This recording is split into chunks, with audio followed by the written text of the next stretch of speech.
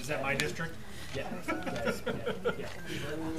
And I know you're from Linden, so I was like, I don't know if that's like it's Genesee County. Oh, okay, so it's both.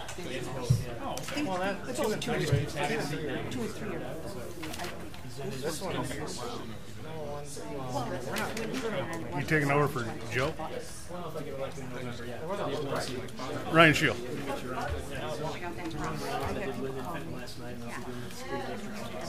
Ryan was on Parks with us for a little while until he got onto council.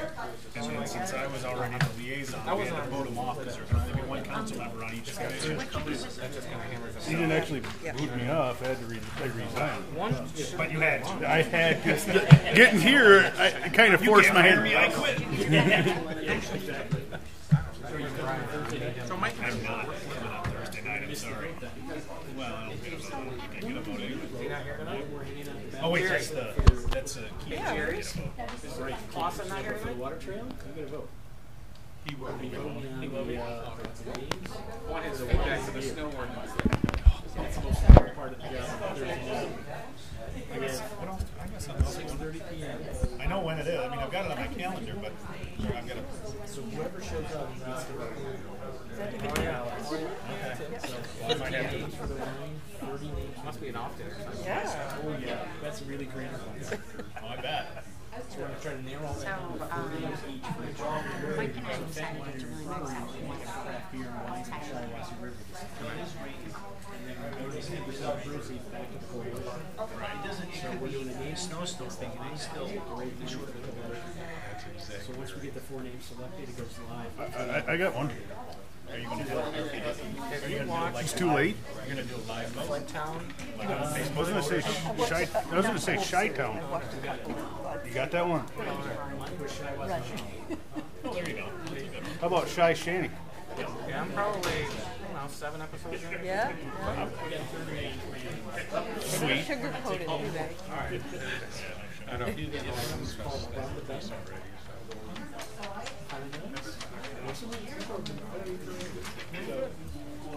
knew about it, David Lawson. So we're going to talk about Thursday's the vote. Ready? Yeah, I might have to have that. I'll call the meeting to order. We'll stand for the Pledge of Allegiance. I pledge allegiance to the flag of the United States of America and to the republic for which it stands, one nation, under God, indivisible, with liberty and justice for all. Roll call, please. Also, Here. Kirkshank, Here. Heifel, Here. Shield, Here. Musgrave, Rankin, Here. McKinney. Here. I move we excuse Debbie Musgrave from this evening's meeting. Support. Roll call. Kirkshank, Yes. Heifel, Yes. Shield, Yes. Rankin, Yes. Also, Yes. McKinney. Yes. Consent agenda. All items under the consent agenda are considered to be routine and non-controversial by the village council and will be approved by one motion. There will be no separate discussion. If discussion is desired, that item should be removed from the consent agenda and discussed separately immediately after consent agenda approval in its normal sequence on the regular agenda.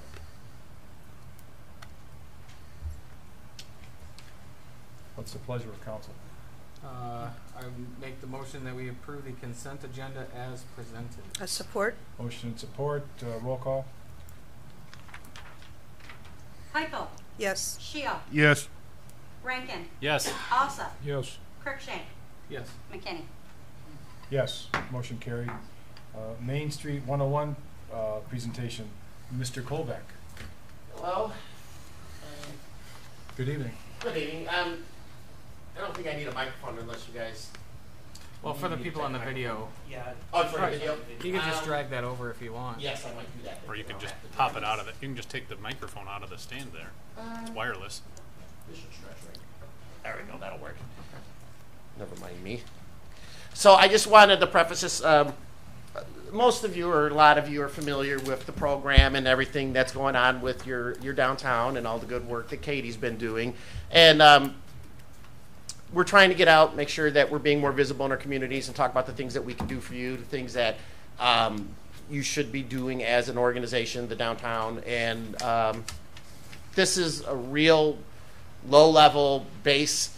I'm going to give you a rundown of, the national program, the county's program, and certain things that we are currently working on with the community or can be working on with the community.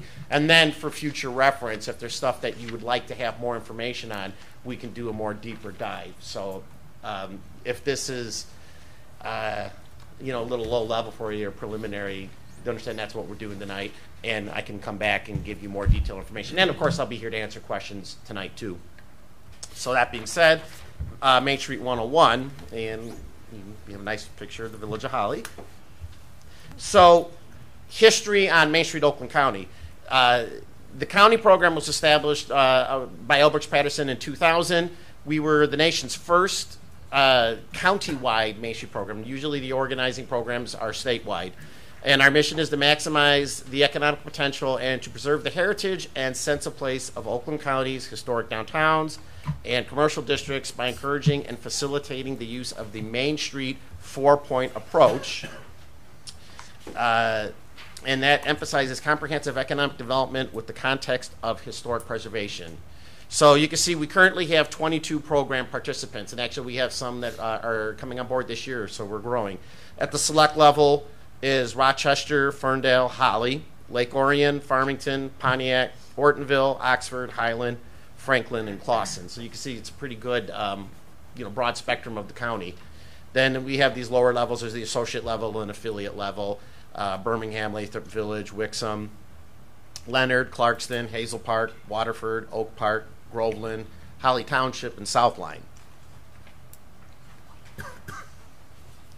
And we like always sharing these. These are our statistics. So since 2001, so from 2001 through 2017, these are the numbers and the of investment and jobs created, et cetera, that have gone on in the downtown communities that have participated. So you can see there's been over $769 million in new investment in the participating downtowns in a 16-year period. And then that breaks down where there was a 141 million of that, which is DDA/TIFA and nonprofit Main Street program money, the money that's being generated directly by the organizations. 96 million in public improvement dollars invested. So public, sidewalks, street repavings, new trees, sewers, parking lots, things like that. And then an additional 531 million of private sector investment. So building rehabs, business improvements, new construction. That's led to 7,596 net new jobs in that time period. 1,079 net new businesses established. 3,361,000 square feet of new floor space constructed. This is a really good one I like to show. 398,000 volunteer hours invested into, being on the committees of the organizations, volunteering at the events, doing specific activities for the downtowns. 4,810 special events, and 10 million plus in cash sponsorship received by our organizations. So, that gives you a good example of the impact that the Main Street program has had. Some of this I might just glance over. In 2015, we expanded where we added the 3 tiers. We used to just have everyone participated at the same level, but now we have the select, associate, and affiliates. You guys in Holly, of course, are at our select level, which is our highest level. And there's benefits of service, and I'm not going to worry about this. This is the associate and affiliate, but let's talk about the select level. So what is Holly eligible for every year through us? Well, we have training. We do Main Street manager orientations, 4-point approach, in-depth for each committees. We do the 101s and the 201 trainings. We have topical workshops, including historic preservation and other things. We've got I'm currently working on a workshop for July that's going to be focused on retail and commercial retention for our community. So I think that's going to be a really good one. We have scholarships for the directors and board members to attend the National Main Street Conference. This year was in Kansas City. Next year is going to be in Seattle. Technical assistance. We have, by being a member, you have access to the National Main Street Center, consultants, and services through the county. We do needs assessments and resource team reporting. We have a lot of experts that are both from the state, the county, and nationally that we can bring in. We perform tech visits. Again, we bring in experts, both local and national. There's an annual evaluation for accreditation, which you guys passed this year, so you're fully accredited. Quarterly meetings with the managers. We allow the managers of all the different communities to get together. It's a good opportunity for them to share what's going on, and a lot of times we do a lot of cross-pollination, even in communities that you might think are wildly varied and different, like Pontiac and Holly. There's a lot of things that we can learn from each other and share. We do priority design and historic preservation assistance. We actually have in-house architects who will take on particular projects for our downtowns and do design assistance, particularly when it's focused on historic preservation. Priority assistance from our planning services, one-stop shop, and the small business unit. So again, at the county, we have a whole lot of resources that we make available, and being a member of the program kind of sometimes gets you to the front of the line. I mean, some of these one-stop shops available for everybody, every community in the county. However, we have the ability to bring some things to light that we can come to the table. We've met in the last couple months with some really good demographic research, market share type things, talking about business, again, attraction and retention. And again, for select level, we also offer a level of promotion and visibility. There's the national accreditation acknowledgement. So in the past, and what we'll continue to do, is do a press release, and our goal this year is to actually take the accreditation and bring an award to something like the Village Council meeting, so that, again, the whole community can see that and give acknowledgement to the hard work that's being done by your organization. We have an annual main event award eligibility, with the main events coming up next month. It's a big formal event that we do every year. We invite everyone. There's a whole long list of categories where we give formal awards to. You guys have some plaques in your office. You can take a look and see what those look like. And actually, a few of them now we've expanded with sponsorship, where there's some cash involved too. We have a couple of awards that actually lead to money either for the local organization or a business in town. Formal use of the National Main Street logo, so there's some policies in place on that, but it allows you to be able to say that we are a part of the national organization and put that on, paper and on your websites and everything like that. Special marketing and advertising and publicity opportunities. So again, through the county, with press releases, being able to be attached to the county's social media, things of that nature. Ribbon cuttings and proclamations for businesses. So again, being in the program, we like to get out as often as we can. You have everyone wants to celebrate our successes, have the ribbon cuttings, get a formal proclamation, usually something from the chief executive, Brooks Patterson. Great American Main Street Award eligibility. So that's the national organization that's the national award that's given out every year. We've had 2 of our Oakland County communities have been awarded this, and once you've awarded that, you get to be that forever. You are a Great American Main Street. Both Ferndale and Rochester have won that award in the past. And of course, the community entry sign. So you'll see, so people actually have some road signage when they know that they're coming into a significant downtown. Don't worry about that link. That's if you were interested in applying. There's a little video which we're gonna skip, I think, today, but I can give everyone a copy or electronically of this presentation if you'd like later, and there's a link to the national. It's a nice YouTube video that shows nationally how the program works. So we're going to talk about the national movement for a minute. And so this is, again, the standards that we apply.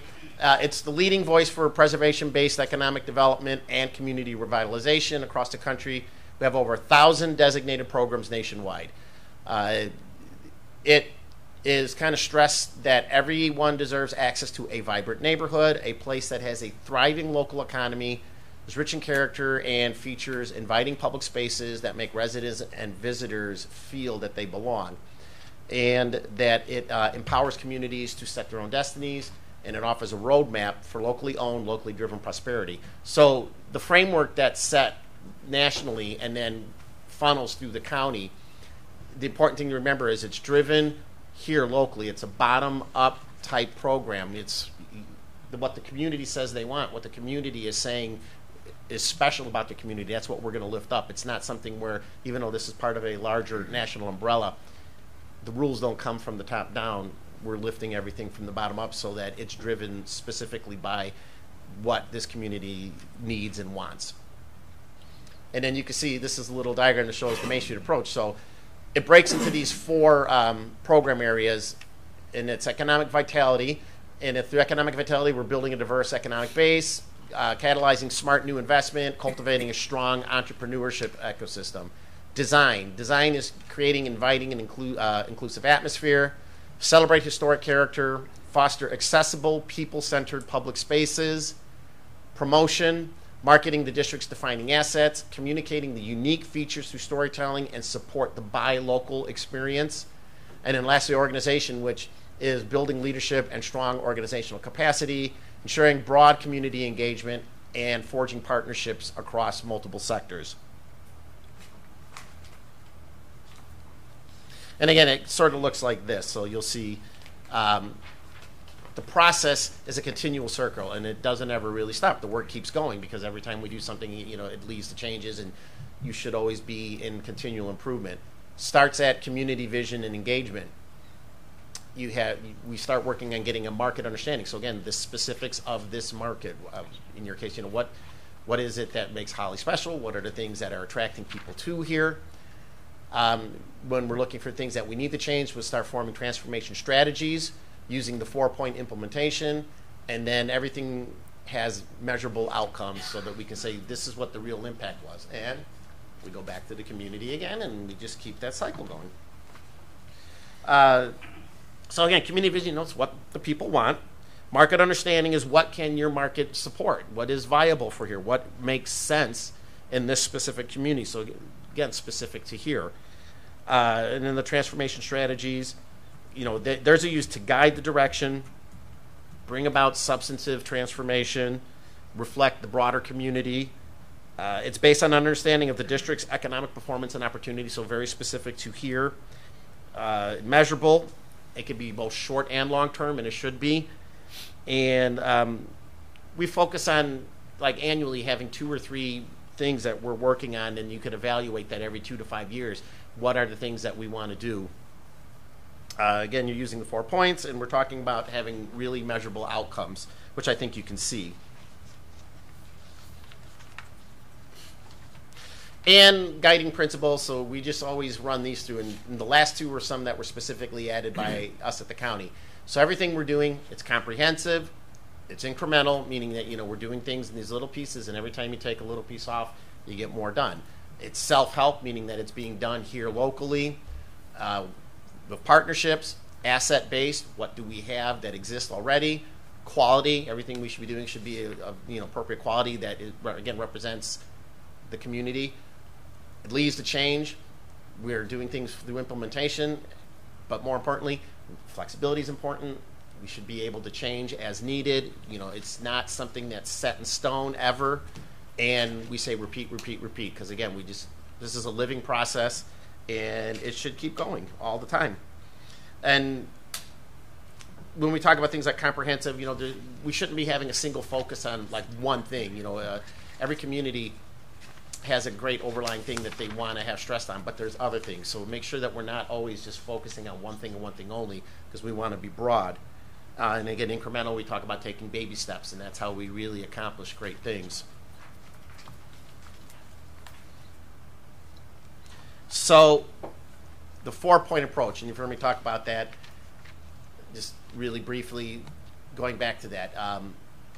The traditional model has been that there's 4 standing committees that the DDA or the Main Street organization has, and they meet regularly and they drive these things. But it doesn't have to be that way.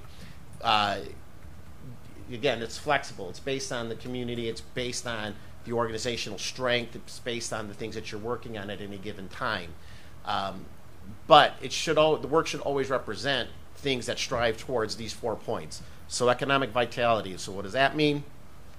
Economic vitality, you'll have a team. It's responsible for improving the economic performance of the district. That includes helping existing businesses to better meet their needs, customers, and expand their sales. It's a lot of business retention, developing and attracting new businesses, so attraction, ensuring that adequate capital is available to support businesses and property development, making sure there's money to invest into the community, create and managing tools and incentives to encourage and support businesses and property development. So the organization's looking for ways that it can be an incentive for growth, an incentive for attraction. The economic vitality team members might include, so when we're talking about volunteers, people who have expertise in business management, real estate development, finance, economic development. And that doesn't mean that that's exclusive. It just means that these are typical. It could be a lot of different people who have a lot to add to this. And structure-wise, typically there's a work plan, and a work plan would be the guiding things in a given year that you would be doing or the organization would be doing. And so these are just things that, again, not that you have to do, but things that are typical of what an organization would be doing. For economic vitality, establishing an available properties list. So what is currently on the market for sale, for lease, in the district? Are we helping move that? Are we building relationships with the owners and the realtors? Creating a detailed business directory. Do you have a good list of all the businesses that's updated regularly so that when someone's looking for a specific thing, you can direct them there? Again, developing business attraction and retention strategies. Working with the county, we can help develop things like trade area maps, market needs assessments. We have the ability to come in. You have a potential business that's interested in locating in Holly. We can pull out competitive analysis. We can say, here's where the other businesses of the same type that you would be competing against would be within a certain geographic area.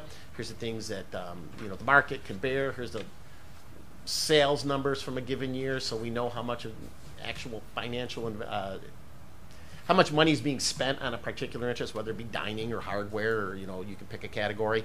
And then creating business assistance for potential and existing businesses to help with zoning, site plan reviews, municipal reviews, other requirements. So again, being a resource. So you have a business that wants to expand, want a business that is going to put a new sign out front, someone who's interested in moving into the community. Typically, the DDA office is going to be one of the first stops they're going to come to. How do we make this easy for you? How do we get you into the city? And then that you have a program with resources, and it doesn't necessarily mean financial resources, but the time and effort too, and advice, coaching, mentoring. And here is actually a illustration of something that we've done, and this is Holly.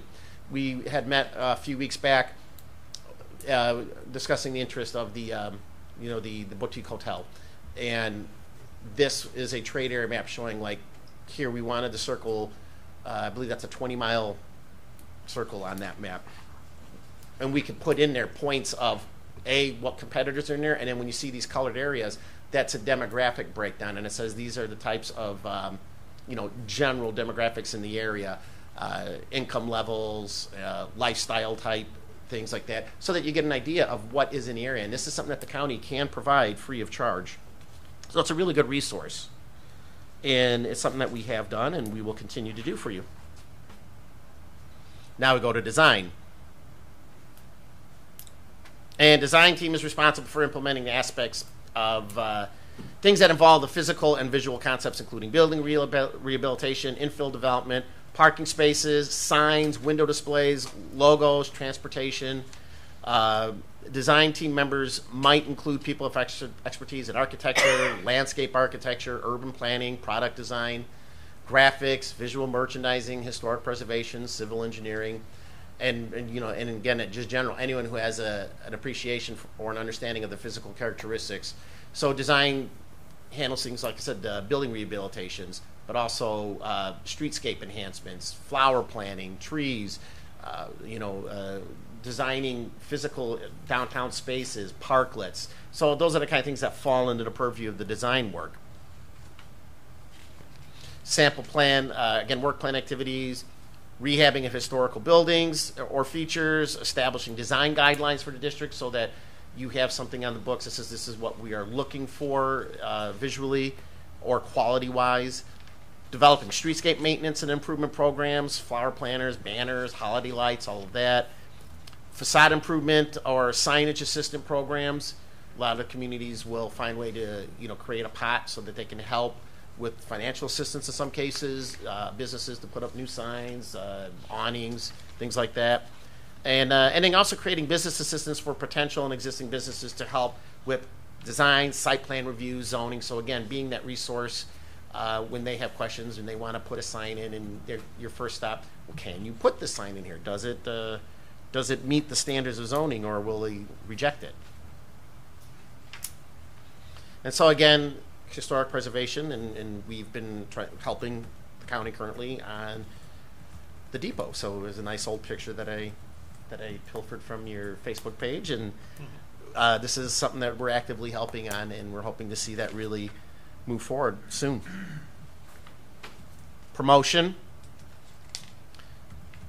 So the promotion team is responsible for marketing the district to area residents, district workers, visitors, investors, and others. Its responsibility includes planning and implementing 3 specific types of promotional programming. So it talks about doing the special events and festivals, which you guys do. It's also business and retail promotional activities, things like the Ladies' Night Out, image building activities, so things like branding, that type of work, marketing, like local marketing, print ads, radio, social media, all of that fits in promotion. Team members might include people of expertise in marketing, advertising, event planning, website design, graphics, public relations, retail management, and also just, as we know, special events, festivals, they need a lot of volunteers. Besides paid staff, you usually rely a lot on volunteers. Promotion is key to getting a lot of volunteers through partnerships and different things like that. And again, you guys did a fantastic event 2 months ago now? Or was it a month ago? Your volunteer event. Oh, that was last month. Last month, there you go. And sample things again, creating the business directory on a map that you can circulate so that people know, actually have a visual display. Hey, here's such and such business. This is where it's located. Here's where parking is.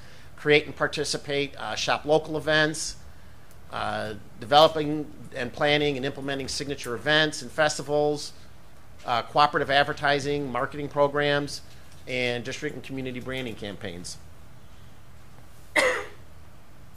And this is an example of something that the county did. We brought in someone who could work with Highland. So they're in the process of doing a rebranding. And this is samples of where they're going. With their new tagline, their new colors, a new logo.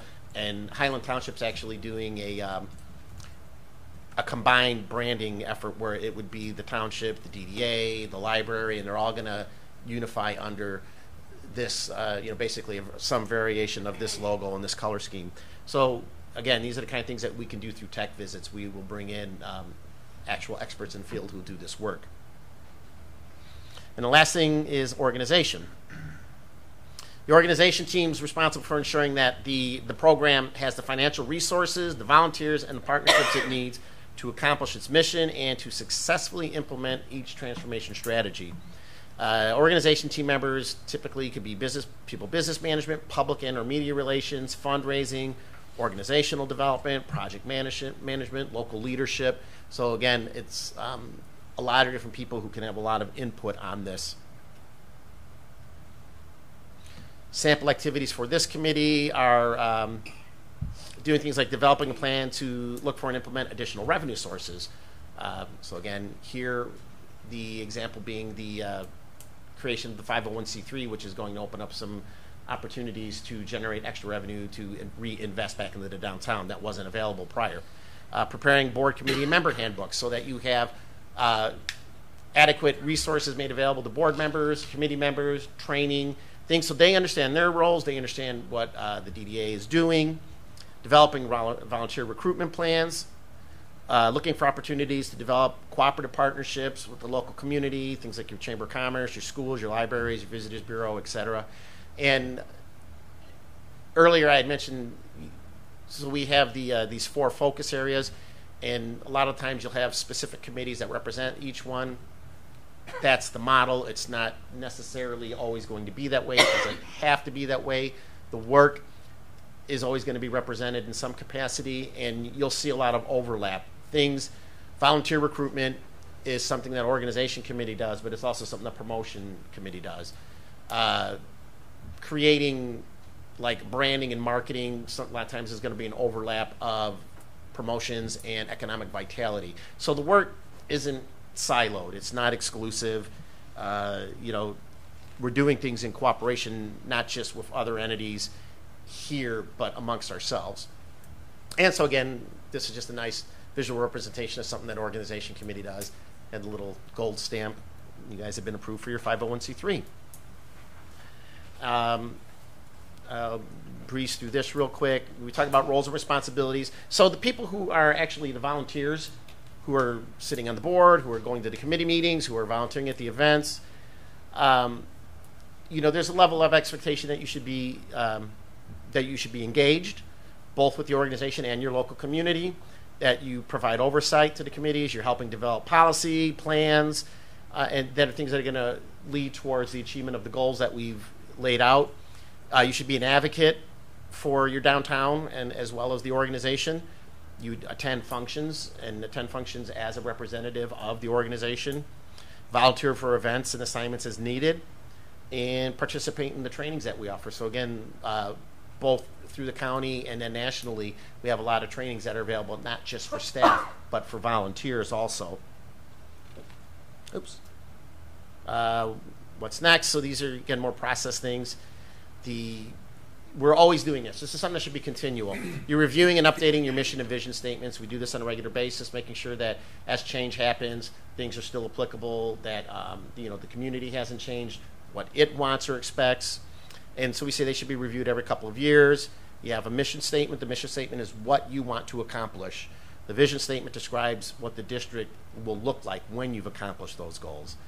And then you should have work plans for the community. So again, these aren't meant to be, you have to follow this or else. It means that it's a guide. It's a guide. It's a guide that'll help you get towards achieving the goals that we all agree that we want to do. Lastly, I mentioned the main event, so this is just a little flyer. We're still registering people to attend it. It's a really fun event. Let me see, I got the specifics here. What did I put there? It's May 10th this year, and it's at the Strand in Pontiac. Yeah, there we go. May 10th, 6 to 9 o'clock at the Strand in Pontiac. We'll be doing the formal awards. There'll be food that's going to be catered by Slows. There's drinks. There'll be entertainment. It's a really nice event. We do it every year. This year, we do theme. This is a superhero theme, celebrating the superheroes of Main Street. So if you do attend, feel free to wear a costume. If not, then, dress appropriately. And this is just, the shout out to the National Main Street Center, that we are part of the umbrella organization, and then that's my contact information, and that is it. So I would be happy to answer any questions. And again, this was real basic. I'd be more than happy to come back at a later date if you have a topic or interest on something more specific. So please, anyone have any questions? And if not, thank you. Thank you very much. Thank you. Thank you.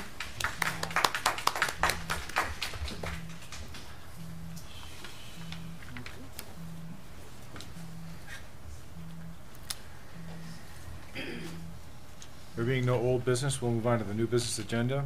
We need to hit public comment first. Oh, shoot.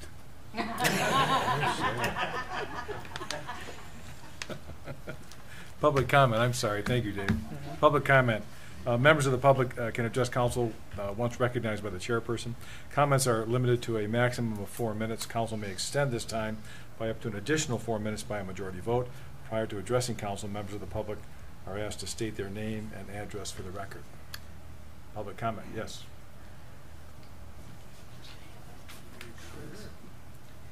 Good evening, Mr. President, members of council, and audience members. My name is David Lossing. My street address is 211 Hickory Street, Linden, Michigan. I know it's outside of the village of Holly, but I'm here to let you know and share with you that I'm going to be a candidate for the 51st District State House. It's currently held by Representative Joe Graves, who is termed out this year, unfortunately. And so I have decided to run. A little background on myself. For 18 years, I served the city of Linden, first as a city council member for 6 years, and then the last 12 years as its mayor, and stepping down in 2016. Currently, I'm working on my dissertation for my PhD.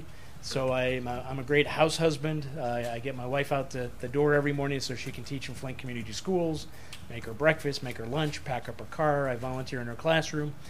So it's been interesting not having to have all the responsibilities that I've had professionally for the last 20 years. In addition to being the mayor, I was also the director of government relations for the University of Michigan Flint campus, and then worked on the University of Michigan Ann Arbor campus and state outreach, which was part of government relations as well. And so I want to bring, part of my messaging is about this district and about what's going on in Lansing and Washington, is that at its core, communities matter. And we have 9 townships, 2 cities, and 2 villages crossing both Genesee and Oakland counties. And when you look at what's occurred in Lansing in the last 16 years, especially as it relates to local government with revenue sharing cuts, the state of Michigan has underfunded our local communities by $8 billion since 2002. For the 51st district, that means $15 million has been withheld from our local governments. For the village of Holly, that equates to $2.6 million. And even Holly Township, over $600,000. For those of you who have served on council long enough, imagine what you could have done with that funding for either road repair, buying needed equipment for your police and fire departments, investing in your community, playground equipment, the work at Waterworks Park to really make that more vibrant. I know there's plans to do some work at the Waterworks building, which is great, improving the parking lot and so forth. But imagine what you could have done with all that extra funds from the state of Michigan. And as you know, as you adopted your budget, budgets are value statements. And the state's budget over the last 12 years, as it relates to local communities, has not valued what we do at the local level, because we're the first line of defense on health, safety, and welfare for residents, right? We pick up the trash, we fix the street lights, we have first responders, we put in sidewalks, curb and gutter, rebuild everything. And so it's up to us to make sure that our communities have that sense of place. And as the presentation just showed, sense of place is what's going to drive economic development in our communities. For the last couple of years, along with your council member, Mr. Rankin, we've been engaged in the Shiawassee River Water Trail Coalition, in which we now have 19 member partners from Oakland to Saginaw County. It's a wonderful mix of local units of government, nonprofits, a lake association, 2 county parks associations that are part of this effort itself. And one of the fun projects that we're doing is a naming contest for a new beer and wine that will be created by Fenton Winery and Brewery for the Shiawassee River. We have collected 13 names for the wine and over 30 names for the beer. And we're going to narrow that down to 4 names each, put that back out for a public vote, which is going to be a fundraiser for the Water Trail Coalition. Because we know that if we can create this, we have a really great blue trail in our community that really connects us all together, but we can use that for a nice sense of place for economic development, so you can recreate in our own backyard, attract new investments, attract new residents to our region. So that's part of the messaging I'm going to be talking to voters and elected officials and school board members from now until November. I'm looking forward to knocking on over 24,000 doors multiple times throughout this summer, because the more time I don't have to write for my dissertation, the more time I can talk to voters this summer. So I'm looking forward to that. The other parts of my platform, I'm going to talk about K-12 education and that pipeline into higher education, because I've spent 16 years working for the University of Michigan. I understand higher education, how we can drive down the student debt, how we can hopefully raise the educational attainment level of the residents of the state.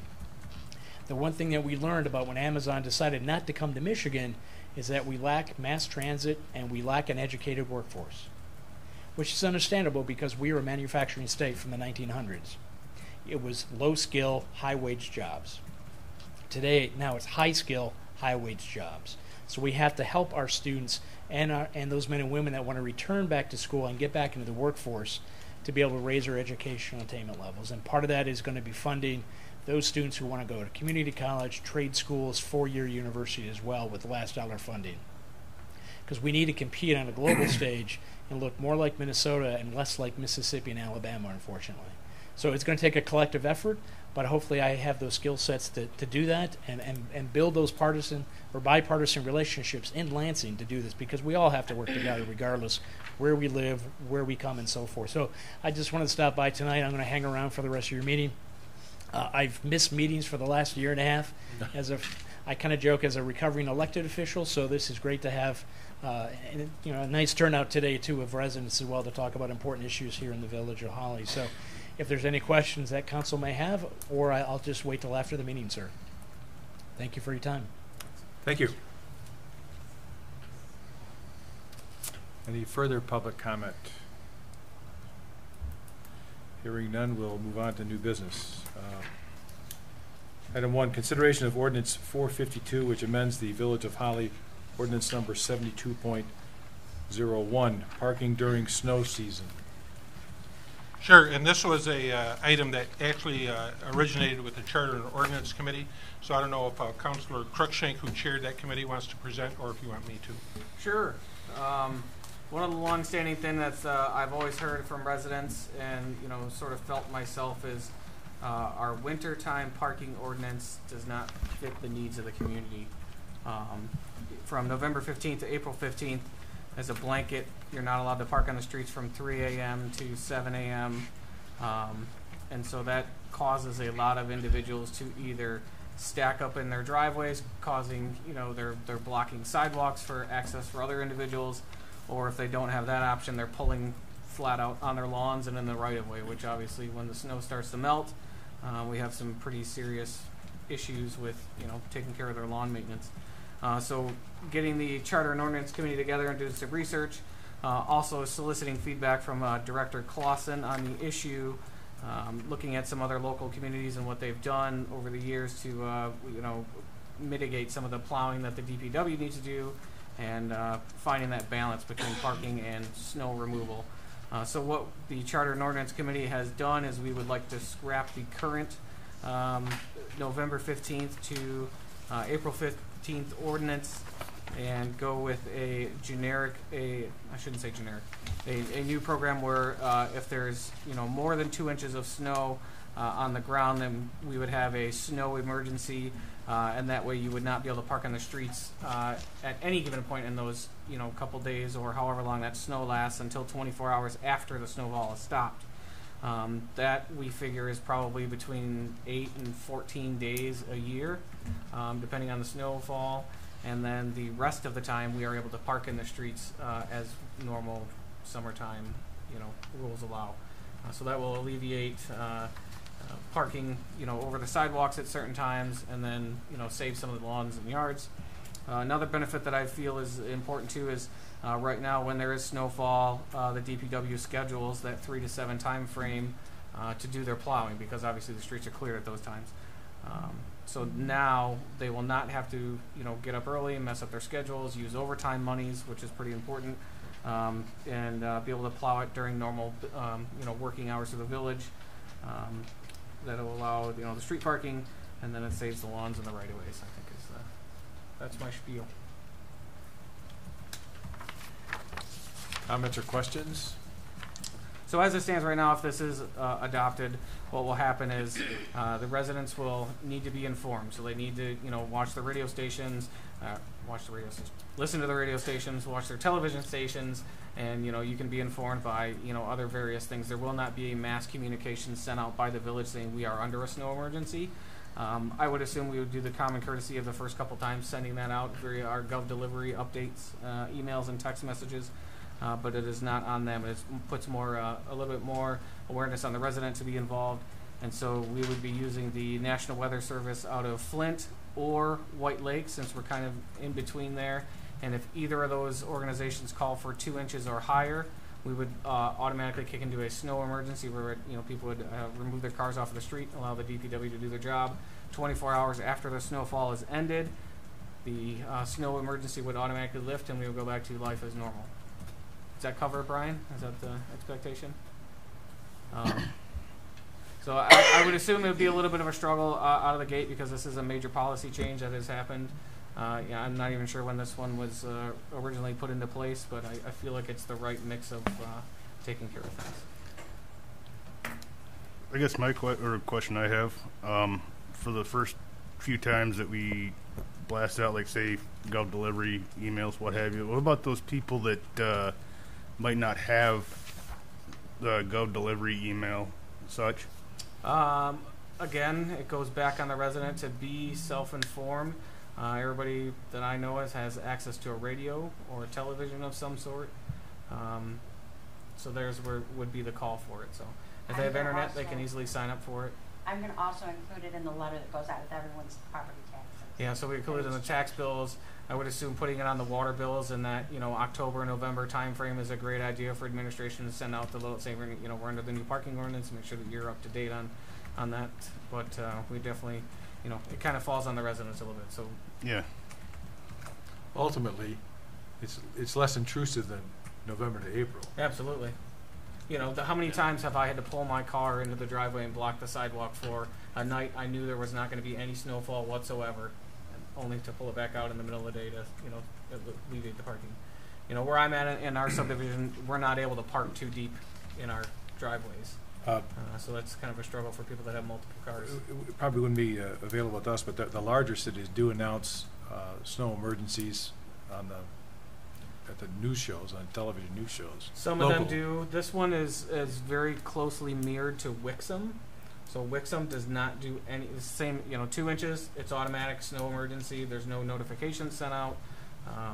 And so, we've looked at some other local places. A lot of them do have a snow emergency instead of a blanket ordinance like this. I will make the motion that we approve the ordinance 452, which amends the Village of Holly Ordinance 72.01, parking during snow season. Support. There's a motion and support. Any further discussion? One thing, at the request of Director Clausen, we were supposed to have guys in here for the downtown was not going to be affected.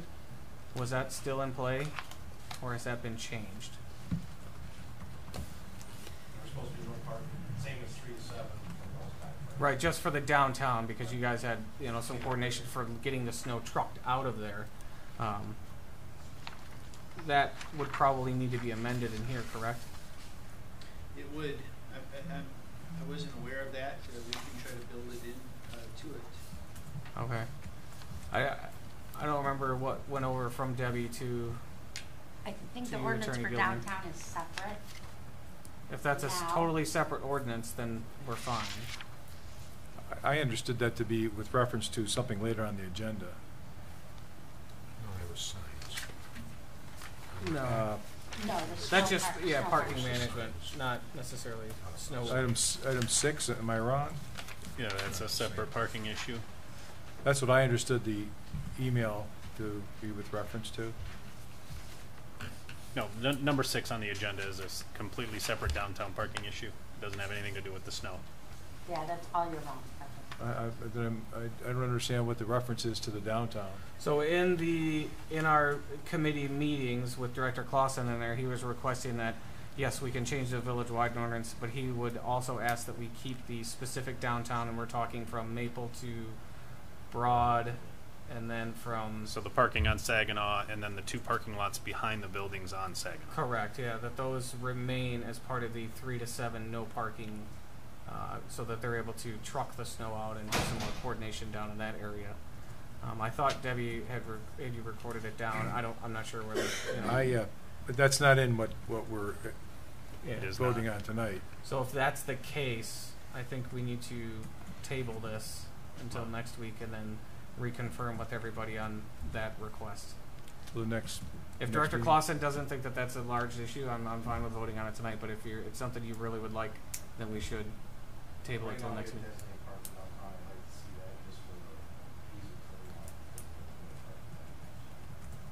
All right. So, Mr. Gildner, did you have any comment? I prepared this ordinance, I think, back in January, so I don't recall the specifics, what was forwarded to me or not. I'd like the opportunity to look at that and whether or not we should build it into this or whether it's covered someplace else. Okay. I think it would be cleaner to do that than adopt this ordinance and then amend it next. Yeah. No, this is a pretty serious ordinance that we're talking about, so I want to make sure we have everything lined up. I think a motion to table would be in order. Well, we'd have to Should I let just- the current one die. Is that what we have to do, or do you want to? Or should I just rescind it? You could do that if Doesn't you want. matter. Can, motion was made, was it seconded? Yes. It was. Postpone. Motion to postpone is the proper motion, but if you would just withdraw your motion I will withdraw my motion, with which the permission of whoever seconded it. Wi- I'll support the, and then a the motion to withdrawal. postpone. Okay. Motion to postpone? Support. Until next meeting, right? So we can get this done in the next 2 weeks. Yeah. Okay. I'd like to not let this linger too long. Okay. Perfect. So, motion to postpone the adoption of ordinance 452 until the next meeting, and the attorney has had time to reconfigure the ordinance. I support the There's a postponement. motion and support. Any further discussion? Oh, we will discuss those. All in favor say aye. Oh, no.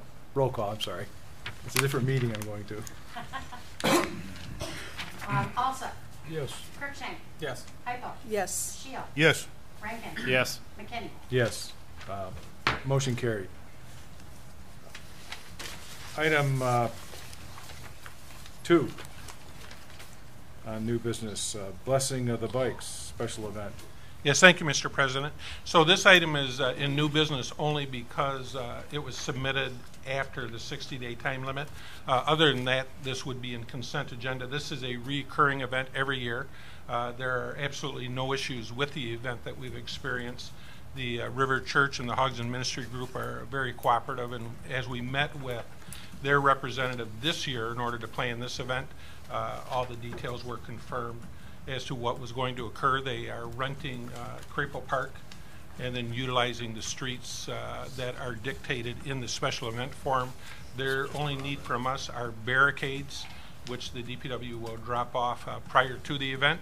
And then other than that, they take care of posting the barricades, removal of the barricades afterwards. There are 2 representatives from the Hodgson Ministry here with us tonight if you should have any questions, but this is a recurring event for several years. Nothing's changed in years past from what it seems in the application. No.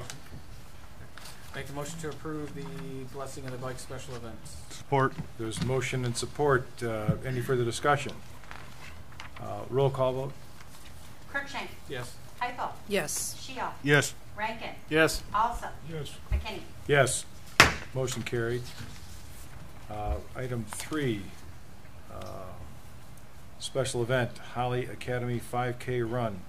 Yes, thank you, Mr. President. This also is a recurring event on the new business agenda item for the same reason, the 60-day time period. We have spoken with representatives from the Holly Academy and have worked out all the details with them. We have had no issues with this event in the past. I'll make the motion that we approve the Holly Academy 5K Run special event. Support. Motion, support. Any further discussion? Roll call vote, please.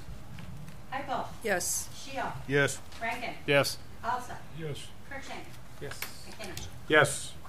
Motion carried. Item 4, consideration of budget amendment for the purchase of 2 service pumps at the water treatment plant. Mr. Walker. Oh, Mr. Klein. Yeah, it's me. Asking for more money again, no. We have 2 service pumps at the wastewater, or I'm sorry, not the wastewater, the water treatment plant that is used to fill up the high pressure zone during our normal fill up in the night. 1 pump is currently out of service, it's locked out, tagged out for leaking, and the second pump is losing its bearings fairly quickly. It gets very loud in there when that pump is running. My hope was to get through this budget year before we replace them in the next budget year. That doesn't seem to be the case. So I used 2 of our vendors that are specialty vendors for this type of service. 1 quote came from Northern, 1 quote came from Peerless Midwest. Peerless Midwest came in again as a low bid. They also have a shorter lead time on these pumps. So my fear and my hope is that we can get these pumps in before one of them fails and we have to use a leaking pump for a short term. The numbers are in front of you. unfortunately, this wasn't budgeted, so it would be a budget amendment. But as I explained, we came in under budget for the booster station out on East Holly Road, and the school is also has a service agreement with us to cover some of those costs, so we'll be recouping some of them costs once they get the final bill on that. So I asked that we use Peerless Midwest for those 2 pumps with not to exceed $22,950.22. I'm pretty confident that we should not spend that much due to the savings that we had out at the East Holly Road. Make the motion that we approve the replacement of 2 service pumps to Peerless Midwest for $22,950.22. Support. There's motion, Not to exceed that amount. motion support. Any further discussion? Hearing none, roll call vote, please. Shield. Yes. Rankin. Yes. Alsop. Yes. Cruikshank. Yes. Heickel. Yes. McKinney. Yes. Thank you. Motion approved. Consideration, item 5 on new business, consideration of text amendment to zoning ordinance 157.029. Yes, thank you, Mr. President. So from time to time, as staff reviews different development proposals or just reviews the zoning ordinance as a whole, we notice along with our consultant certain changes that need to be made. This is a text amendment request for zoning ordinance 157.029. A public hearing was held on March the 28th, 2018 in front of the Planning Commission to receive comment from the public. And then after that, it was a new business item or general business item for the Planning Commission. After the public hearing and after consideration of this text amendment, the Planning Commission then recommended this amendment to council. And basically what this does, currently the zoning ordinance 157.029 allows more than one principal building or structure on different type of zoning parcels or for different purposes. One that it did not include was a mixed-use development with residential and office uses. So as we talk about development of the village and we talk about different uses and kind of modernizing our code, one area that we're lacking is this of allowing a mixed-use development with both residential and office. So we talk about live-work type situations and different circumstances like that. So the text amendment really is just adding on that 4th line, a mixed-use development with residential and office uses. The rest of the ordinance would stay as is. And so we would ask for your consideration for approval of that text amendment. Should that text include retail? What if we want to have a mixed use with retail and residential? Is that included in office? Well, so we already have in the neighborhood office commercial in the commercial districts to where that's allowed already. And so I believe this is the only thing that the planner, Caitlin McGoldrick, recommended. Because you did say that previously those were allowed, those mixed uses were allowed by zoning district? In some zoning districts, yes. So Jerry, in other words, if somebody buys a 2-story place and they got a business downstairs, they can't live upstairs? Depending in the zoning district that they're in. So, for instance, a neighborhood office commercial situation, obviously they could. Like In a Vince. commercial business district, the historic downtown, they could. So you can live upstairs? Yes. Okay. I'll make a motion to approve the text amendment of adding a mixed-use development with residential and office uses to ordinance 157.029. Support. There's motion support. Any further discussion or questions? Hearing none, roll call vote, please. Rankin. Yes. Alsop. Yes. Cruikshank. Yes. Heickel. Yes. Shield. Yes. McKinney. Yes. Motion carried. Item number 6 under new business, consideration of downtown parking management strategies.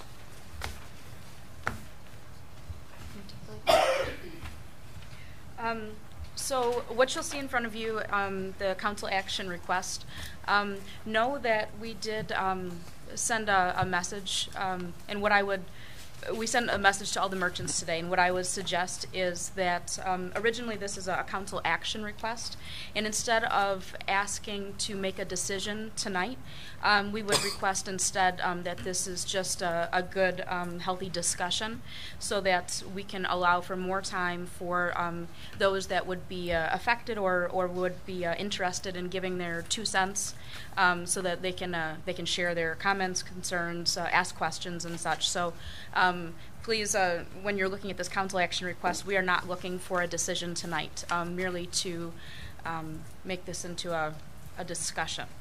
So as you can see, there's been a group of us that have been meeting to discuss the parking management situation in the historic downtown specifically. So it's not that we have a parking spot problem, it's that we have a parking management problem. And in a way, that's always a good problem to have, is that when you have so many shoppers and folks coming and wanting to spend their time downtown, that's a good thing. So, but it does need to be addressed as far as how to allow for more available parking, especially in what we would consider to be like those premium spots. So along Saginaw Street specifically, and also a couple of the municipal parking lots, the one across from the post office, the one back kind of by Red Devil.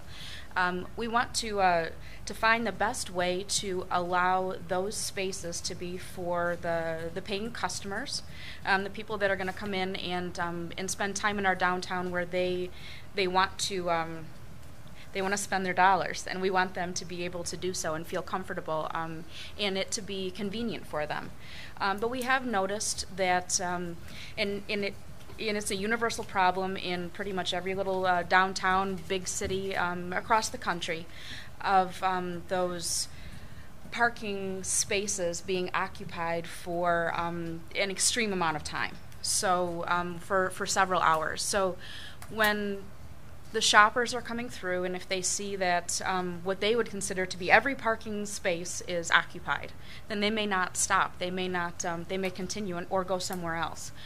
We do have plenty of spaces downtown, plenty of free parking, but it's more of an education and an awareness piece of where those spots are, and trying to address that. I think a big portion of it is the staff, the employees, the residents, and it's just trying to give a better understanding of what you would consider to be a customer parking space versus kind of a long-term space that's more off the beaten path, I guess. That'd be a better way to say it. One of the things that really rang true with me when I went through the Main Street training, just like Tim Colbeck was talking about, is what is the cost of a parking space, free parking. And the average cost of one parking space in a historic downtown like ours that's with 100% occupancy, one parking space is worth between $24,000 and $30,000 in potential revenue. So if we have the employees, the residents, the staff and stuff that are occupying those premium spots, then for that time that a customer is not able to park there, then that $24,000 to $30,000 gets kind of chipped away slower, and it goes down and down. So we just wanted to address this, have a discussion about our parking management, and find a good solution that everybody is comfortable with. Are those figures per calendar year, or is it? Correct. So in a 12-month period of time, the potential revenue of a shopper who is going to park in what be considered a premium spot close enough to their destination of where they're going to shop in that 12-month calendar time is between $24,000 and $30,000, what it would be worth each space.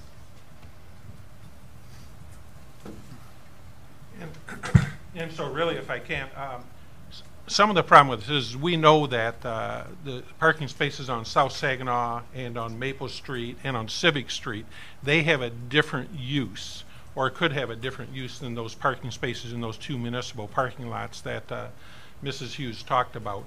And so while we recognize that there are several businesses downtown that need parking for the longer than, an hour or two. We know that those municipal lots, unfortunately, are filled with cars that are there for long term. And we know that the post office, their employees occupy 10 to 15 spots all day, every day, when they park over in the municipal parking lot and then walk across the street to their parking lot and pull their mail trucks out. It would seem feasible that they would pull their personal cars back into those mail truck spots, but it doesn't happen. And then we know also that some of our longer or larger businesses downtown, they could have 8 to 10 employees that all park in that Red Devil parking lot and stay there the whole day, rather than parking across the street at Crapo Park. And so we know that there are solutions. As Mrs. Hughes said, we have ample parking spaces. We just don't manage them very well as a community. And so when we start looking at how do we manage them, we've had long talks, and we've talked about this topic ever since I've been here for 8 years. It wasn't as bad 8 years ago because we weren't at 100% capacity, but a couple of years ago it was bad, and we talked about it, but things don't change. And so while we don't want to make that jump to parking meters, although, you know, in Holly, we are a unique community. We celebrate that, and we appreciate that fact. But one thing that Holly has that every other community has that's successful, as Katie talked about, is a parking problem. And so when you look at every other community, there is some type of parking regulation. But the struggle is, what is that right fit for Holly? We don't want to be like anybody else. We don't want to name a name, but we do want to solve a problem that's common to everybody else. And I think that we can do that. I mean, we know we have 3 business owners with us tonight. They do very well with their parking management of their employees and themselves. No issues. But we do know that there are business owners in the downtown who park in front of their stores or other stores for the entire day. We applaud, actually, their efforts. We also applaud Rory Kelly from Blackthorn Pub, who has issued a directive to his employees that during business hours of the daytime, they will park over at Crapo Park. And so he is taking a leadership role in that aspect. We appreciate that. So we'd like to see some of that. We think if we work together as a team, we come up with a community strategy, we may never reach the point of parking meters. However, other communities have parking meters for reasons. We think that some type of signage is appropriate. We're not asking council for a decision tonight. We do want council's input as well as those in the audience so that we can use it in our consideration. The parking committee that Mrs. Hughes spoke of earlier consisted of the police chief, the fire chief, the public works director, and Mrs. Hughes herself. So they put a lot of time into it. Meeting. They've also met with representatives from Oakland County Main Street to talk about this issue. So the memo that you have before you was originally prepared and requesting authorization to move forward. However, at this time, as Mrs. Hughes said, we'd like a meeting or two extension on that so that we can receive more input. And so I think, you know, we'll try and get the message out a little more. If anybody has any questions, concerns, comments, if they can forward them through Mrs. Hughes' office as the DDA Director, Assistant Manager, that will help us get the answers prior to the next meeting when we will be asking for a decision. What's really cumbersome is when we come to a meeting and somebody asks a question, maybe data-driven, that we could have gotten the information for if they'd just given it to us ahead of time. I mean, we love to provide information. Education is how we all learn and we all grow together, but if we don't have it beforehand. So I guess you have the memo before you if you would have any questions on it or comment. I guess I don't understand if the business owners have to know the importance of these premium level parking spaces, and if they understand the importance of them, why would they not direct their employees to park off-site? It's a small downtown. It's 2 blocks. It's not that long of a walk. I understand in the middle of winter it's 20 below. That could be daunting. But by and large, it's a 30-second walk from Crapo to anywhere. Sure. Well, we look at Crapo Park as being a large parking area that would always be proposed to be free, as well as the mill parking lot behind the vault, the former village office. We would look at that always as being free. And both those parking lots, particularly the mill, is right there on top. And like I said, I mean, these three business owners, they're probably not the ones to ask that question to. Well, but it does occur. I mean, well, and we know it does. I just don't understand why we can't approach those business owners that we know that these things are happening and request just some help. So we have requested, and some of the answers are, we don't like the lighting over at Crapo, although we made some changes on that. But they have a point. Well, except during the daytime, from 9 to 5 p.m. That's not a valid answer.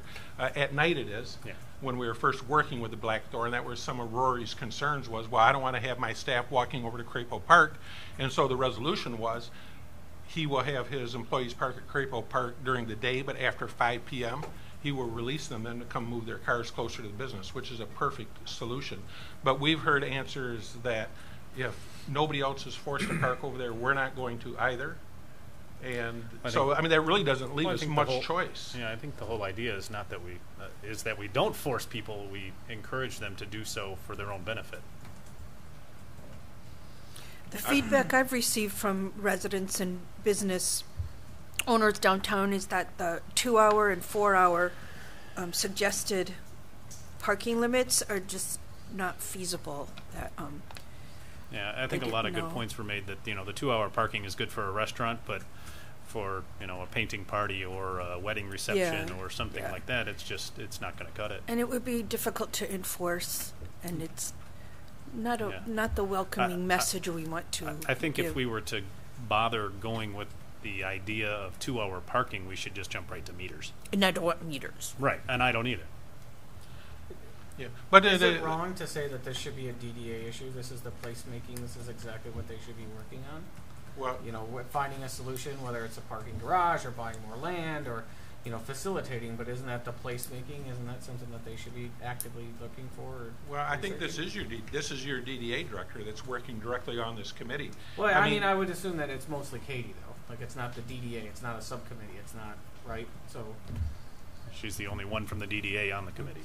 But DDA can't pass an ordinance or regulate. No, they could solutions. And we spent 3 years researching this. We've done a research. And, it's going to cost $25 million to build a parking garage. Who knows what that answer is? But that's different than what's contained in the memo.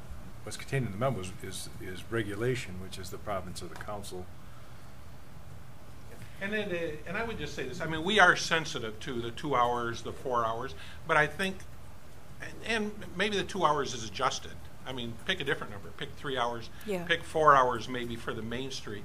But even if you don't, those two large parking lots at the Red Devil and across from the post office, they're contiguous with all of those businesses that have the longer events.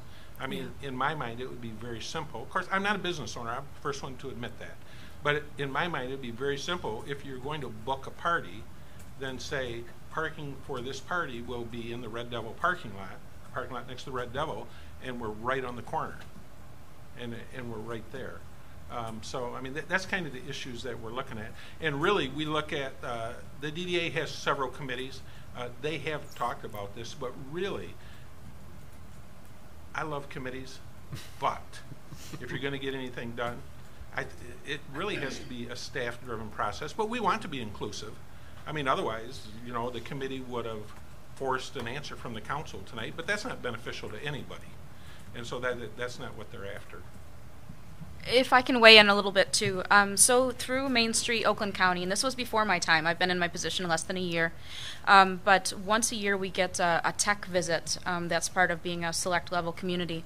And it's up to $5,000 that they invest into a big project. And in years past, the big project was a parking study. And there is a folder full of information, just chock full.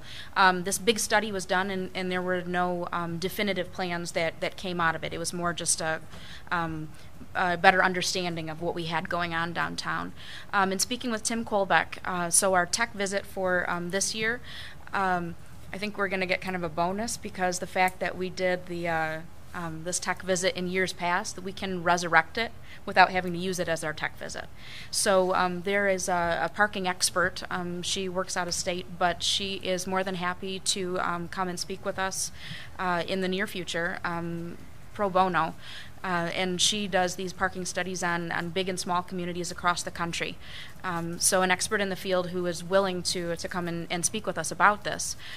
So with your permission, I'll be more than happy to speak with our Main Street representative and see if that's something that can be done to bring back the parking study, everything that comes along with that, and then maybe give an expert opinions recommendation about how to move forward. Do you know when that study was done? It's been years. Like so 5 years, 20 years? Was it before the charrette? I believe it was before the charrette. Oh, okay, so it's been and our downtown has changed in the fact that we're at a occupancy. We have some different and more unique businesses that have come forward. So it's not apples to apples. But if that's something that we can go on from before and then have somebody who's willing to kind of give an expert opinion on our situation, that I think might be worthwhile. I'm sure there's some info in there that would probably spark some good ideas. If Another anything, suggestion too is promoting the walkability. I mean, the bike lanes get people downtown. That's not a car. That's more accessibility there. Maybe more parking for the bicycles is a possibility. I don't know. Well, and from a DDA standpoint of walkability, it is our job to encourage people to get out and about and be healthy and active and ride bicycles and walk instead of parking 6 steps in front of the space that they want to go to. So it's two of us to make our community attractive for people to want to do that. Maybe we can consider one of the parking areas as a designated employee parking only. Somehow enforce that, have stickers or something, permits. I think that's an excellent idea. Katie, on a Wednesday night, and Jerry knows, there's certain cars, and 7:30 somebody comes there, wants their car moved, and I said, "Where you been?" She said, "I've been at Frankenmuth. I park here." I heard that story. I'd say 3 or 4 times every Wednesday, and then the next day some of the cars are still sitting in parking places. I can name the cars. I mean, how much of a hassle it is to get them out of there. We don't even know who they are. We have become a bit of a carpool destination. Yeah. Maybe we could have a designated carpool lot. That could happen too. The old Pontiac dealership. Well, we have 2 of them at I-75 and Grange We do. Hall. Yeah. When $4 gallon gas hit, they needed an extra lot. So that's what. Yeah, I used spurred that for a one. couple of years. So I think at this point then, I mean, if it fits council's pleasure, what we'll do is Katie will go ahead and reestablish contact through Oakland County Main Street for that parking consultant. We'll get that information. We will continue to advertise through GovDelivery and through the website and our social media for comments from the public. Guilt them into and, parking off-site. Those affected persons, pardon me? Let's guilt them into parking off-site. Okay, I mean, yeah, I mean, it would be nice if that would work. Believe me, I know, we've I'm sure you've it. tried. Yeah, I mean, unfortunately, one of them is a village employee that parks and takes up those spaces. That's very aware of the problem. It's just a problem. I don't believe it'll change until we make some changes in what we do. But I do think it's something that we can do cooperatively. I mean, in the end, is everybody going to be happy? No. I mean, what do they say about a successful negotiation? It's when both parties walk away from the table and nobody's happy. So, I mean, I don't think everybody's going to be happy in a situation, but I do think that something has to change from the way that it is now, because we get a substantial amount of contact, whether it's through social media, phone calls, or in person, from people who say, hey, I don't even head downtown because there's no parking spaces. I mean, on a personal note, I mean, my wife uses Jenny's Spa at Elements Day Spa.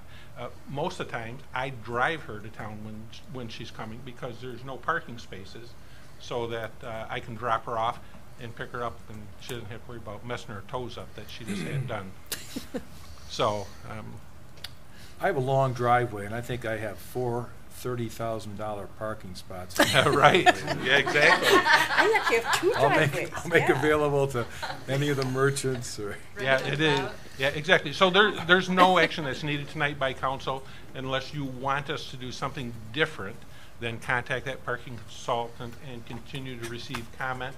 And once we get a gauge on if that consultant can be engaged with us, and we receive comment up until that point, then we'll schedule another meeting and try and bring this to conclusion or at least make progress. So the expert will come in and talk about management, managing the resource that we have, not necessarily shopping for additional space. I mean, that may be an opportunity somewhere down the line, but.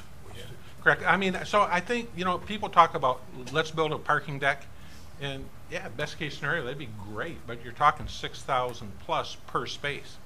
So if you have 100 spaces added up, we don't have that, and we don't have the vacant land, in the area. So we own the one house on Railroad Street, which currently is a fire training house. We're in discussion with HUD about reclaiming that property for a different use, perhaps pocket park with some parking for 30, 40, 50 spaces. But that's not going to solve the issue either. Right. And so, we have enough spots now if they're managed correctly. If we can maybe change the mindset and just the way that we operate as a community downtown, we can solve this issue.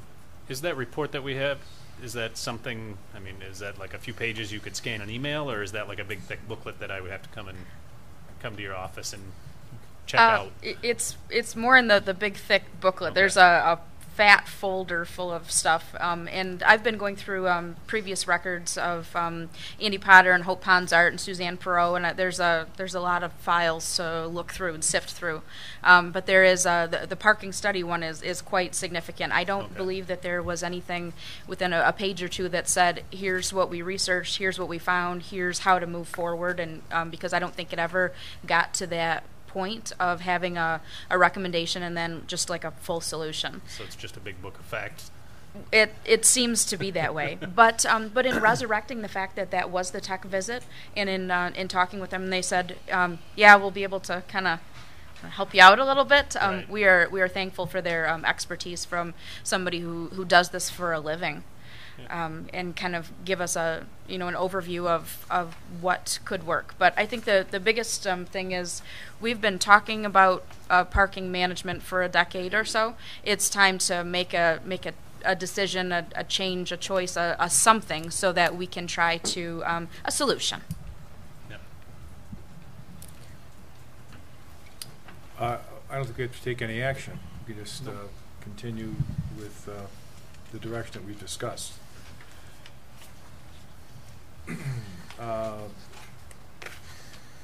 Public comment, Roman numeral 2. Members of the public can address council once recognized by the chairperson.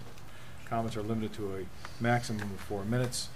Council may extend the time by up to an additional 4 minutes by a majority vote. Prior to addressing council, members of the public shall state or should state their name and address for the record. Any further public comment?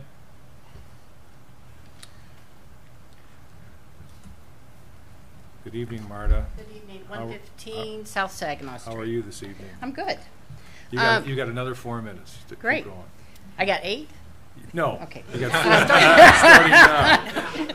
I thought it was this gentleman. Okay. So first off, thank you, Dave, for posting it on your Facebook page, this letter that we would not have seen if it hadn't been for you.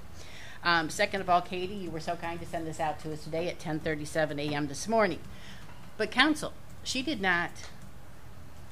This says something different than what they just proposed to you. It doesn't say everything that's in this letter.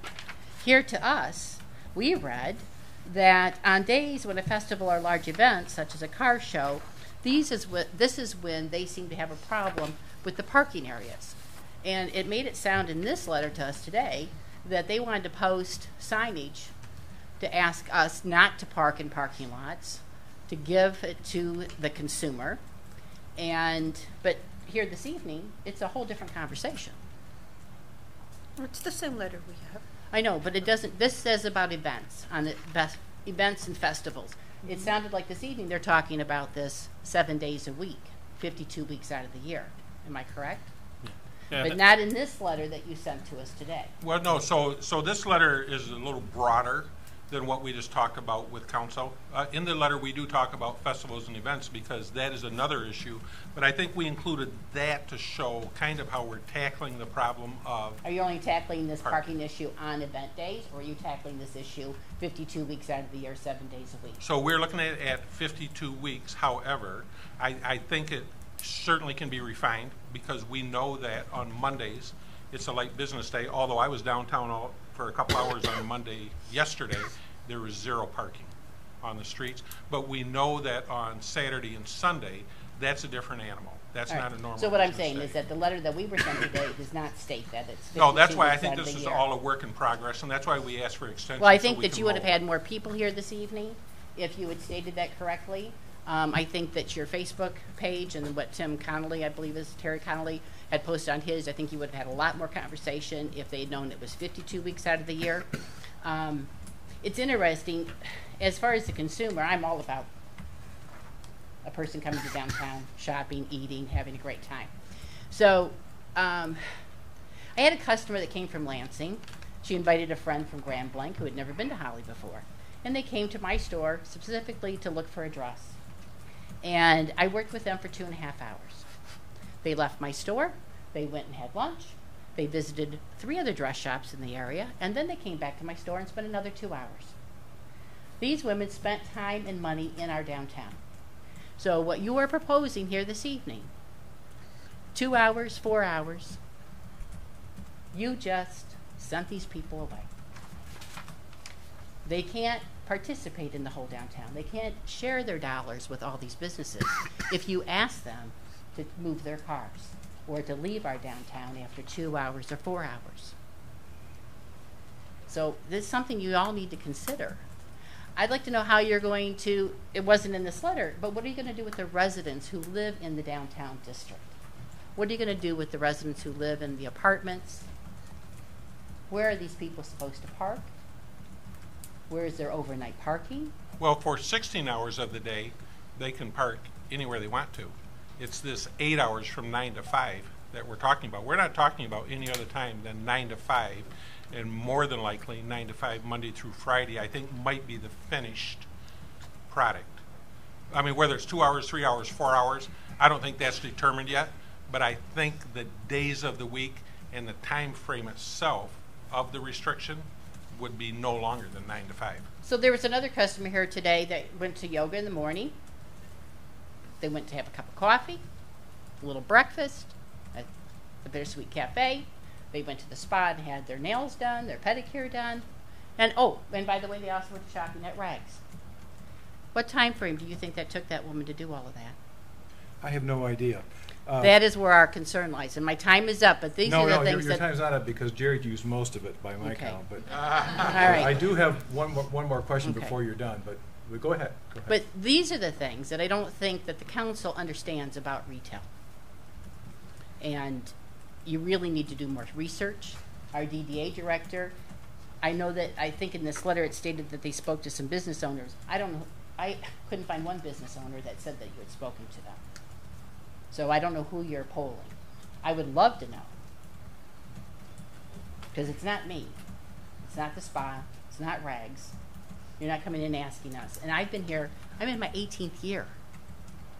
I'm well aware of what the parking situation is like. But I'm still here, and people are still coming. But if you close them down, I had another lady today.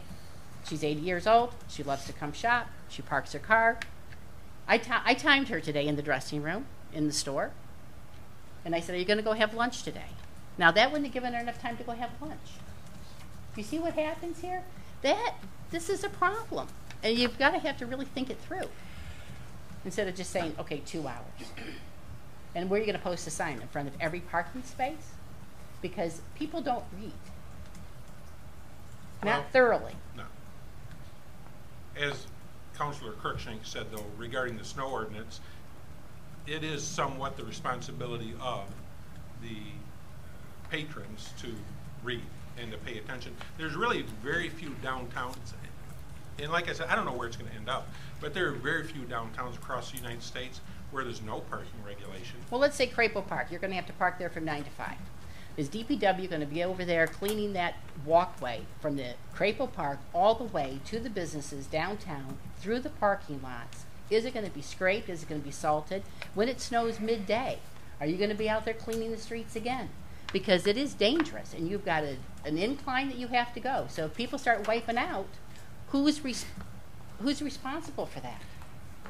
Sure, there are lots of There's a challenges. lot of things that you have to take into consideration. We clean our streets. We clean our sidewalks several times a day during snowstorms. We salt. Not all the merchants downtown do, but a good handful of us do. And we really keep up on it because it's our responsibility. And we care about the consumer coming to the downtown, that they don't slip and fall and they don't sue us. So we have to keep it clean. So I got a couple questions for you. Okay. I got one question. All right. And maybe one comment. Is this the letter that you got a copy of? I'm not sure. I'd have to see your letter. I got an email. It's a copy of a memo dated April 18th, 2018 to the Village Yes. Council? Okay. So in December of 2017, they started a parking committee, Yes. which we knew nothing of. Right. Is it your understanding that that memo only speaks to special events? That's what it says right here. It says, on days when a festival or large event, such as a car show, takes place, there inevitably will be an issue with not having enough parking. Then it goes on to say. on normal business However, days, on they don't normal- have. It goes on to say, on normal business days. So I never would understand that to be speaking about events only. It Well- speaks about events, and it also speaks about normal business days. So they don't have issues with our parking during normal business days, but they have in No, the- it just they- spoke to the difference between events and normal business days. But you said you understood it to only This is be- how other people read it. Can And I if finish? Oh, please. I heard you to say, and I understood you to say, that this memo that we've all read and received only spoke to special events. And it doesn't only speak to special events. Okay, Tom. Not the way I read it. I'm going to tell you something. When I read it last night, I saw it as not a special events. But when I spoke to many other merchants and I started reading with the criteria, But we know what it says. it's 24/7. We know what it says. 7 days a week. And you said that council doesn't know enough about retail. You could have said council has more to learn about retail. Well, I'm not a formal speaker. I didn't go to school to stand up here and speak. No, I got up you here don't have to be as a formal merchant. speaker. So It's just that we all have a lot more to learn. That's all. yeah, and I do too, and that's why I'm here. Anything And I'm further? thankful for Dave Kroschek. Otherwise, you would have been given this packet tonight, and the merchants in the downtown would not have known about it. And you could have passed it this evening. I don't disagree with that. I don't disagree with that. Do you have anything further? No. Okay, That's thank all. you. Thank you. We'll take no action then? More to come? Correct. More to come. Any further public comment? Going once? Reports. Mr. Walker. Yes, thank you. So Chief McGee sends his regrets that he cannot be here tonight, but he is grandpa again at 552. His son and daughter-in-law delivered a little baby boy, so he's at much better place. So that's where he's at tonight. Just to let you know, Clerk Treasurer Bigger and I have been interviewing and talking with different companies regarding website design and proposals as we move forward into the budget sessions. We've also been refining final budget numbers, and please remember that we have budget study session on May the 1st at 6 p.m. Over in near the community meeting room. Actually, it'll probably be in the old DDA office across the hall, but we'll have proper signage up. So That's obviously, Monday? May the 1st. Tuesday. It's the off-council Tuesday at 6 o'clock. And so, of course, it's an open meeting, so all public is invited, and we will do our best to get through a majority of the budget that night, if not all of it.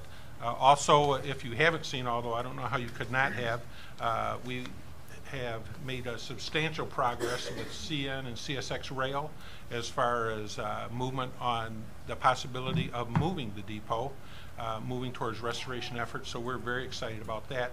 More movement actually than we've had in several years on this project. So a lot of thanks goes to Katie, who has done the lion's share of the work and was able to contact some different people from whom we've dealt with in the past. So we're moving forward on a pretty good pace with that. And then the very last thing we've talked about in a couple of council meetings about advanced life support ambulance service.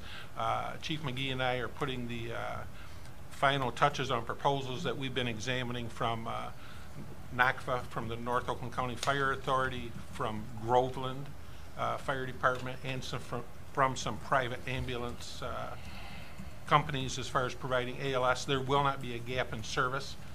We think that we'll be able to continue with the service, and really as Chief McGee moves over, if council approves the budget as presented with bringing Chief McGee over, we think that we will be moving our own personnel along with some more shared activities between the police, the fire, the DPW, towards providing more of that service in-house also, which we think will be advantageous.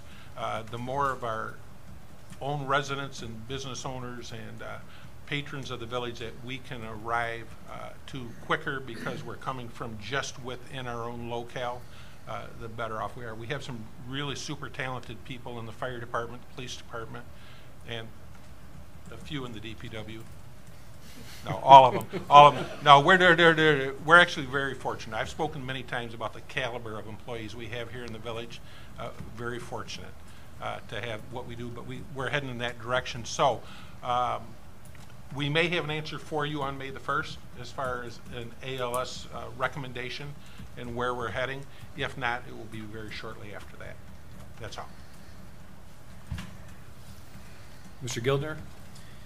Thank you. It's good to see you in that chair. I haven't been to a meeting since you've been there. Since I've last saw all of you, I've fielded the typical number of phone calls from either Debbie or Jerry just on a whole potpourri of issues. None of that has been requested to be reduced to writing. It's usually just the usual questions and answers and maybe some research built into it. The more substantial thing since I've last seen you is we helped Chief Story in court a couple of weeks ago. Many years back, the police department arrested a fellow for marijuana. He was charged with possession with intent to deliver. The police department seized a number of items from that individual's house, and he was later convicted. Earlier this year, defendant filed motions in court to regain possession of those items that the police department had seized. Chief Story approached the Lapeer County prosecutor, or the Oakland County Prosecutor's Office. They're the agency that prosecuted the case, and they kind of washed their hands of the situation and said it's a local issue. It's your issue, the village, and so it was turned over to us. A couple of court appearances, but in the end, the judge ruled that except for a few items that we all agreed he could receive back, the large majority of those items he was not allowed to recover. And so that was resolved, I think, favorably to the village. Other than that, happy to answer any questions. Questions for Mr. Gildner? Hearing none, thank you, Mr. Gildner. Ms. Bigger. Just working on the budget, I'll have something for you guys next Tuesday. I'll compile all of the budget presentations you've seen up until now, but I'll compile into one document. Hopefully we will have met with the other website provider that we've asked, but it might be a little bit after that. We do have one quote right now, but we're working on getting another. Thank you. Boards and commissions. We'll begin with Dave and move from our right to our left. Anything to report, Dave? Planning Commission meeting is tomorrow. Last meeting was just the amendment that we actually voted on tonight. So, Community Center has not met since last week. Robert? Nothing. Chris? Parks is next Wednesday. We haven't met since the last council meeting. Brian? Historic met and we discussed HDC boundaries and ironically about the with what was discussed about the railroad depot, and also Haya met and there's really nothing to report from Haya. Council comments. Any comments to offer? Congratulations to Chief McGee. Yeah, I got a couple. Council, if you've noticed in the past few meetings, we've been doing some updates on the Planning Commission, whether it be text amendments and zoning or something like tonight. I mentioned it before, planning needs money for a master plan review. It's got to be in the budget this year. In the budget. It is proposed. Yeah. I will shut up then about the planning getting their budget. I've been watching the Flint Town documentaries on Netflix. Yeah. The one takeaway I've taken so far out of like the 5 or 6 episodes that I've watched, and it's deplorable what's went on up there in the past few years. They run that entire city on 80 officers. Unbelievable. The residents, what they're screaming for is police in the streets. They're like, we just want them walking up and down the streets. I immediately thought about that. I was like, is that something we could do in Holly? That's all I'm going to say. Thanks. Suzanne, any comments? No. Nothing Chris? further. I have nothing.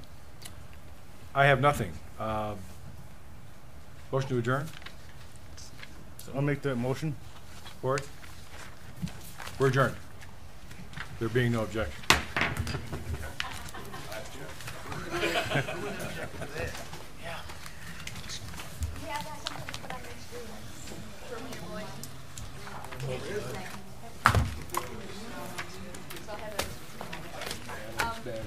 Yeah.